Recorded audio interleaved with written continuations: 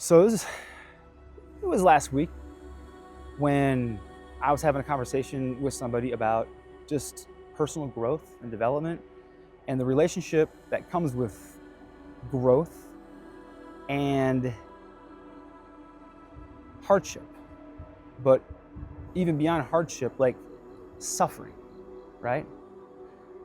And we were having this conversation. And I just made the joke of like, I feel like I feel like suffering is a superpower that I have, right? Just because I don't know, I do like a little bit of pain.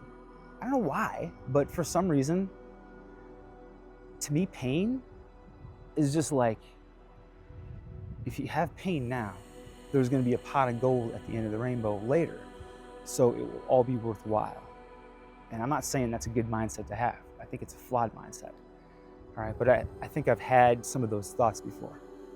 So then the next day I had a business thing, right, where I was really like hoping and praying for a home run or a grand slam, right? Like a grand slam completely transforms my life and my son's life, right?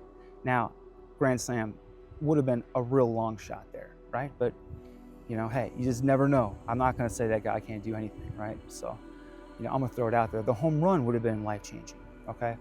Didn't get the home run or the grand slam, right? But I got like maybe a double. And I'm not gonna lie, man, I was kind of disappointed about that in the moment, until I realized that a double is like an opportunity.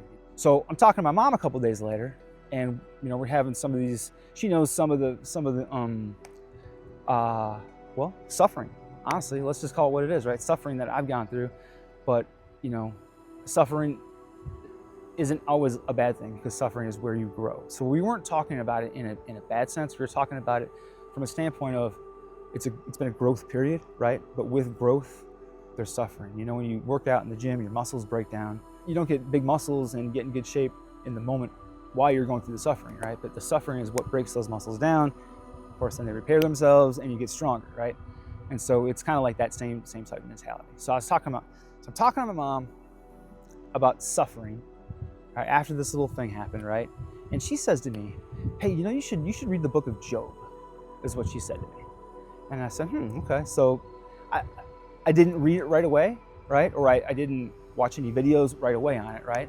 But then the next night, my friend posted something on her story about Job. And I was just like, oh my gosh, man, that's kind of funny. That's a coincidence.